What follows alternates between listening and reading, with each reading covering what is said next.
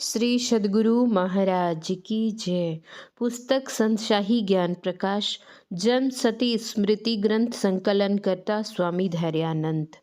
सुनिए, विचारिए और आचरण कीजिए। उपस्थित धर्मानुरागी, सत्संग प्रेमी सदात्माओं, माताओं एवं बहनों, संतों के संग का नाम है सत्संग। संत से तात्पर्य है कि जिनके दुखों का हो गया है अंत। दुख का अंत कब होता है? जब शरीर और संसार से संबंध अलग हो जाता है, अर्थात आत्मज्ञान हो जाता है। किसी ने किसी महात्मा से पूछा, महाराज जी, हम संसारी लोगों में और संतों में क्या अंतर है? उन्होंने कहा, संत लोग मन पर सवार होते हैं और सर्वसाधारण लोगों के ऊपर मन सवार रहता है। मन को गरुड़ की उपमा दी गई है। गरुड़ है पक्षियों का राजा और उड़ने में उसकी गति ऐसी है कि पलक गिरने में जितना वक्त लगता है, उससे बहुत ही कम समय में वह विश्व का चक्कर लगा लेता है। गरुड़ है भगवान विष्णु का वाहन।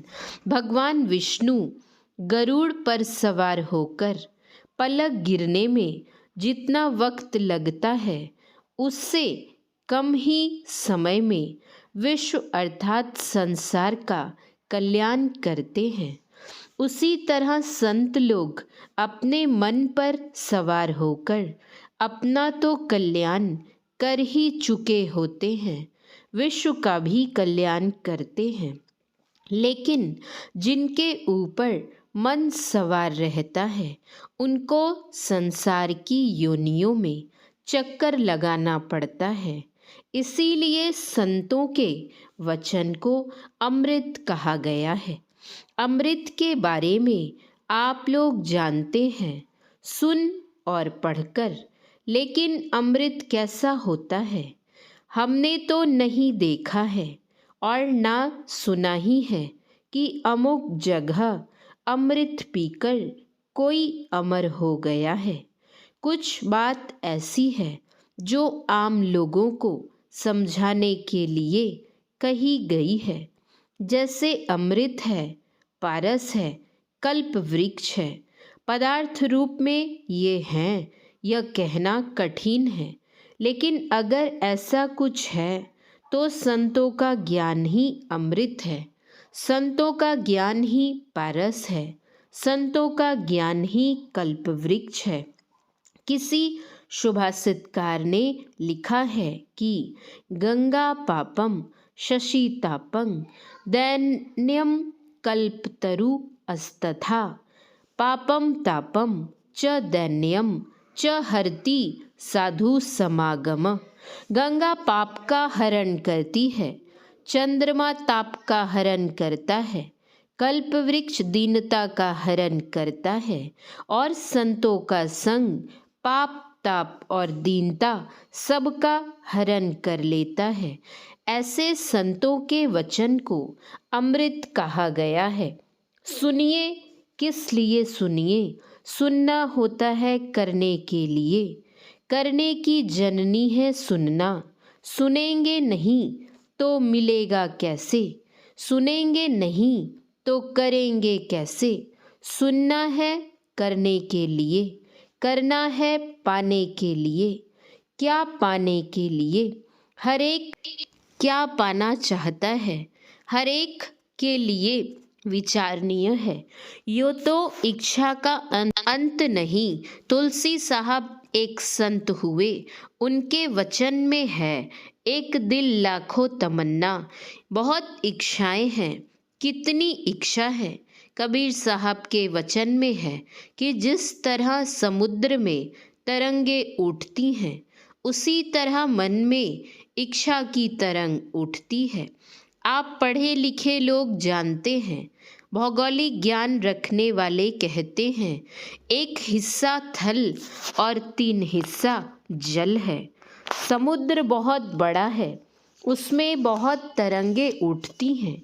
लेकिन संत कबीर साहब के वचन में है कि मन में इच्छा की जो तरंग उठती है, उसके सामने समुद्र की तरंग कुछ भी नहीं है।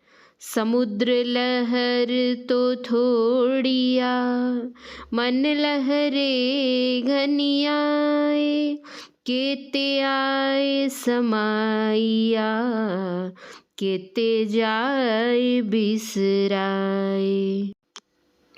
हम लोगों को ही आज सुबह से कितनी इच्छाएं हुई हैं, कुछ याद है, बहुत याद भी नहीं है। इच्छाओं का तांता लगा हुआ है। एक इच्छा पूरी हुई, दूसरी इच्छा तैयार, तीसरी इच्छा तैयार। ये तो ऐसा ही है जैसा श्रीमद् भागवत का यह प्रसंग है। ब्रज के पास यमुना जी में एक दह था। उसमें रहता था एक सांप। उसका नाम था कालिया नाग। उसके रहने की वजह से दह का नाम कालिया दह पड़ गया था। कई फणों वाला वह कालिया इतना विषैला था कि उसके विष से सरोवर का जल हमेशा खौलता रहता था। उसके वाष्प से सरोवर के ऊपर उड़ने वाली चिड़ियां भी मर जाती थी। भगवान श्री कृष्ण ने उसको उपयोगी बनाना चाहा, काम के लायक बनाना चाहा। एक दिन कदम वृक्ष पर चढ़कर वह दह में कूद गए। सांप ने क्रोध में आकर उनको लपेट लिया और पानी में घुमाने लगा। भगवान श्री कृष्ण के जो साथी थे हाहाकार मचाने लगे।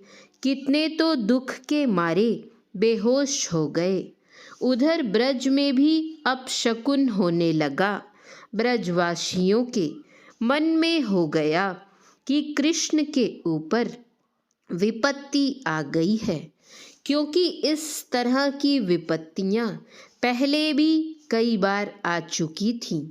लोग हमेशा आशंकित रहा करते थे। सब दौड़ पड़े। यहाँ आकर उन्होंने देखा कि श्री कृष्ण सांप के चंगुल में पड़े हुए हैं और वह उन्हें पानी में घुमा रहा है, नचा रहा है। लोग यह देखकर हाय हाय करने लगे, चिल्लाने लगे। उनके माता पिता तो दह में कूदने के लिए भी तैयार हो गए, लेकिन लोगों ने उन्हें पकड़ रखा। भगवान श्री कृष्ण ने सोचा ये लोग बहुत दुखी हो गए हैं। वे थे महायोगेश्वर।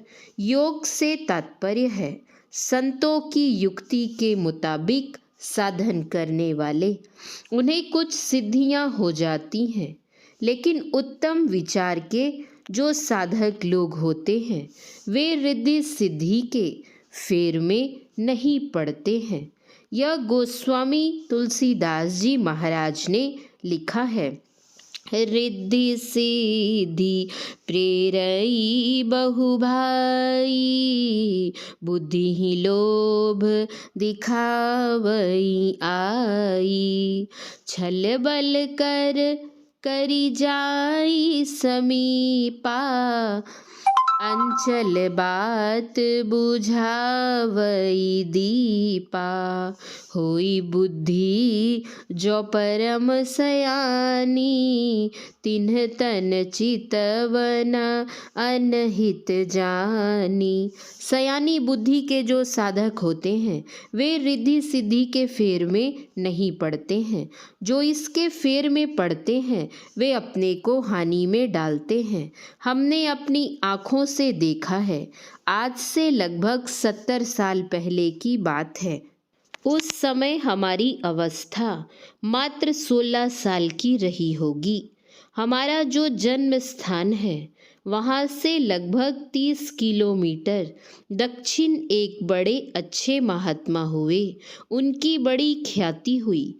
उनके यहाँ लोग जाने लगे। वे लोगों को अनेक प्रकार के वरदान देते थे। रोग छूटने का, मुकदमा जीतने का, बेटा बेटी का। मैंने भी उनके बारे में सुना। मन में आया कि देखें क्या बात है। मैं पैदल ही वहाँ पहुँचा तो देखा कि लगभग 500 लोग वहाँ पहले से ही मौजूद थे। महात्मा जी ने सबको आशीर्वाद दिया। मैंने यह भी देखा कि उनके आशीर्वाद से बहुतों को जैसा कहा था वैसा ही हुआ भी। लेकिन कुछ दिनों बाद जब पूछा कि महात्मा जी का क्या समाचार है, लोगों ने कहा कि अब वहाँ कोई नहीं जाता। मैंने पूछा कि क्या बात हो गई। जवाब मिला कि रिद्धि सिद्धि खत्म हो गई। संत कबीर साहब के वचन में है कि गंग जमुन बिच रेतवा तह बाग लगाया हो, कच्ची कली एक तोड़ी के मलिया पछिताया हो। श्री सद्गुरु महाराज की जय। यह प्रवचन गणतंत्र दिवस पर दिनांक 26/1/2003 ईस्वी को साप्ताहिक सत्संग के अवसर पर महर्षि में ही आश्रम अशोक नगर पथ संख्या 10 कंकड़बाग पटना 20 में अपराह्न काल में हुआ था। महर्षि सही स्वामी जी महाराज के प्रवचन का कुछ अंश पढ़ा गया है। श्री सद्गुरु महाराज की जय। श्री सद्गुरु महाराज की जय। श्री सद्गुरु महाराज की जय। जय गुरु।